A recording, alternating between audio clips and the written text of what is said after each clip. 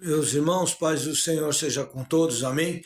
Hoje nós vamos fazer um estudo voltado à vida de Abigail, que serve para a minha vida e para a tua todos os dias, serve para mim e para você todos os instantes da nossa vida. Que ela foi uma mulher sábia, uma mulher que edificava sua casa, uma mulher que estava na presença do Senhor, como eu e você devemos estar sempre. Então nós aprendemos muito com ela. Abigail significa motivos para se alegrar. E o nome do marido dela era Nabal, que significa tolo, né? A Abigail, ela não parou por causa do marido. Vida que segue. Quando alguém te causar dor, te decepcionar, abandonar e não tiver cristianismo para poder te ensinar e para poder te dar uma direção na vida, não, você não pode parar por causa dos nabais, porque eu e você vamos ter nabais na nossa vida, nós vamos ter inimigos na nossa vida, nós vamos ter pessoas que se levantam na nossa vida, né? Aí eu vou falar alguns versículos para os irmãos. Vamos lá em 1 Samuel 25, eu vou ler o 10, depois o 14 e depois o 24, tá? Que ele nos dá uns ensinamentos fantásticos. Olha só, Abigail foi um exemplo de mulher forte, ela não concordou com os erros do marido, por isso foi usada por Deus para impedir que Davi cometesse uma grande injustiça.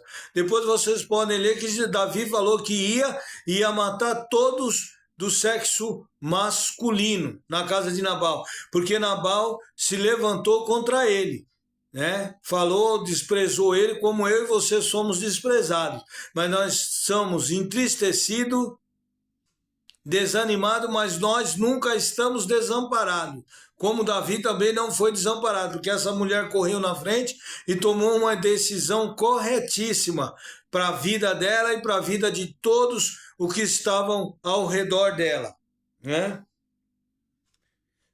Aí vemos lá, né, a injustiça.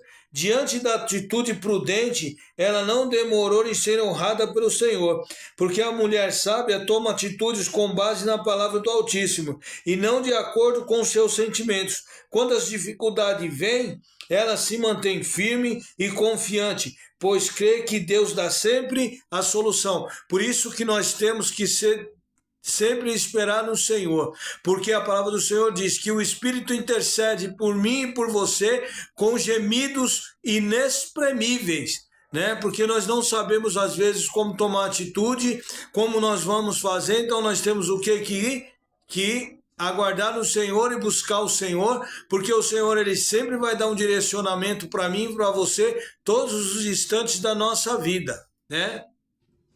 Como o nome dela significa motivos para se alegrar, porém ela não tinha alegria no seu casamento, porque era um homem que depois você pode ler que era um homem que era o quê? Avarento, um homem mau, um homem sem caráter, né? Então, mas mesmo assim ela se manteve constante e firme nas promessas de Deus que tinha para a vida dela e para minha e como para a tua também. Não tinha motivos para se alegrar, sabe por quê? Porque dificuldades, tristeza batem a sua porta e a minha. Seu casamento não tinha amor, não tinha filhos, era casada com um homem duro de coração. E a palavra do Senhor diz em Neemias 8:10 que a alegria do Senhor é a minha força e a tua, né? Em Provérbios 14:1 diz que a mulher sábia edifica o lar e a tola a destrói com suas próprias mãos. Por isso que nós temos que ser sábio. Corrija o sábio e ele se fará mais sábio. Corrija o tolo e ele se tornará um inimigo teu. Aí nós iremos lá para o 14. Olha o que a palavra diz. Porém, um dentre os moços anunciou a Abigail, mulher de Nabal, dizendo: Eis que Davi enviou os mensageiros desde o deserto a saudar o nosso amo, que seria Nabal, que seria o dono das terras, que ele era um cara de muitas posses, né? Porém, ele os destratou. Então, não se preocupe com quem destrata você, com quem desfaz de você. Creia que Deus está vendo tudo, está ouvindo tudo, porque a palavra do Senhor diz que o ouvido do Senhor não está agravado e a mão dele não está encolhida a quem não possa socorrer. Então o Senhor é o nosso socorro, né? Em Salmos 46:10 diz que aquietai e saber que o Senhor é Deus na minha vida e na tua. Então só se aquieta, deixa Deus trabalhar, põe na mão do Altíssimo e tu verás os resultados. Descansa no Senhor, porque ele é fiel para cumprir o que ele prometeu na minha vida e na tua. Aí no 24 diz assim: E ela lançou a seus pés e disse: Ah, Senhor meu, minhas sejam as transgressões, deixa, pois, falar a tua serva aos teus ouvidos e ouve as palavras da tua serva. Meu Senhor, agora não faça este mal ao homem vil, no 25, a saber, Nabal, a impressão no seu coração, porque tal é ele. Qual é o seu nome? Nabal é o seu nome, é a loucura, está com ele. Eu, tua serva, não vi os moços de meu senhor que enviasse. Então ela não viu, mas mesmo assim temos que ser eu e você, que nós não nos cansamos de fazer o bem para cada pessoa, quer que seja, quer não seja, tá bom? Aí você vê no 34, eu vou ler lá para que vocês entendam o que eu vou estar falando para você. Olha o que diz no 34. Primeiro eu vou ler o 33 e o 34, ó. Bendito o teu conselho e bendita tu, no 33, que hoje me impediste de derramar sangue e de me vingar-me pela minha própria mão. Porque na verdade vive o Senhor Deus de Israel, que me impediu de que te fizeste mal, que se tu não te apressaras e não me vieras ao encontro, não ficarei a Nabal até a luz do dia, nem mesmo um menino. Ele não ia deixar ninguém, né? E aí nós entendemos o que com isso? Me impediste de derramar sangue. Olha só como é forte isso. Davi reconheceu que Abigail havia sido enviada pelo próprio Deus para evitar que ele sujasse suas mãos com sangue inocente. Mesmo sendo rei, ele parou para ouvir a voz daquela mulher, que lhe deu sábios conselhos, independente da posição ou do cargo que ocupe. O humilde aceita os conselhos vindos de Deus e reavalia suas atitudes para não fazer nada contra a soberana vontade divina de Deus na minha vida e na tua. O Senhor sempre ele quer se relacionar comigo e com você.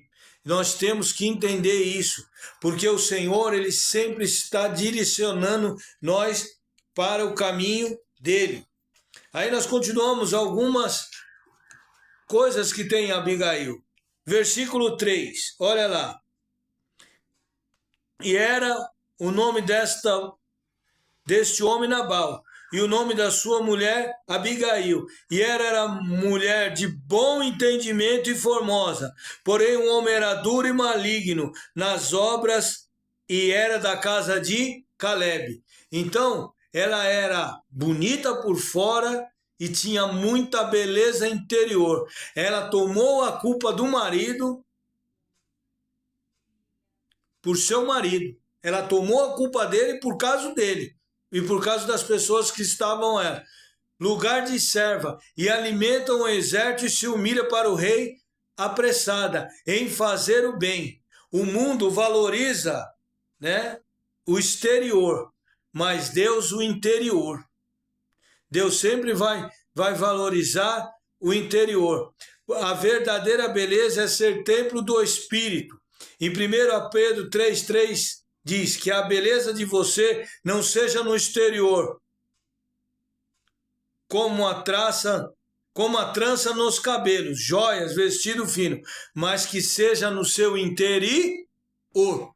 Nós temos que ter uma beleza interior, não exterior. E é isso que o Senhor sempre Ele quer nos ensinar. Vou deixar alguns pensamentos para vocês. A obediência a Deus é a prova infalível de um amor sincero e supremo por Ele. O segundo, não sei por quais caminhos Deus me conduz, mas conheço bem o meu guia. Nós temos que conhecer, né? Nós temos que escutar sua voz, porque a palavra do Senhor diz lá em Romanos 10:17, que a fé vem por ouvir a palavra de Deus. Qualquer ensinamento que não se enquadre nas escrituras de Deus deve ser rejeitado, mesmo que faça chover milagres todos os dias. Porque não vai acontecer milagre se eu não tiver firmado e fundado na palavra de Deus. Deus tem sempre o melhor para mim e para você. Que Deus te abençoe e te guarde, faça resplandecer o rosto dele sobre ti, tenha misericórdia de ti e te dê a paz, não só hoje, mas para todos sempre. Procurem sempre estar sendo direcionado por Deus. Tá bom? Porque Deus é o melhor que nós temos. Não tem nada melhor do que Deus na minha vida e na tua. Ele é o nosso guia. Ele é socorro bem presente na hora da angústia. Eleva os meus olhos para os montes, de onde me veio o socorro. O socorro vem do Senhor que criou os céus e a terra. Imagine eu e você, se nós não tivermos um relacionamento com Deus, quais decisões nós iríamos tomar? Então nós temos que tomar as decisões firmadas nos exemplos que nós temos na palavra de Deus, como os homens de Deus, como as mulheres de Deus, e colocar em prática na nossa vida, né? Porque você tem que entender uma coisa: o que aconteceu no passado fica no passado. O presente é hoje. Mas o teu futuro está intacto. E Deus é um Deus de mudança, um Deus de vitória, um Deus de arrependimento, um Deus de trazer à memória as coisas boas que Ele tem feito, os livramentos que Ele tem dado na minha vida e na tua, para os teus familiares, para todo tipo para cada pessoa da tua família, para cada tipo de teus vizinhos, quer seja bom, quer seja mal, quer seja briguento, quer seja manso, mas Deus está sempre contemplando a formosura dele na minha vida e na tua, porque o Senhor ele sempre traz o bem para mim e para ti. Até os não de Deus é bom para mim e para você, porque a palavra de Deus ela diz que ela serve de remédio para os nossos ossos e sara as nossas medulas. Amém? Fiquem na paz do Senhor Jesus.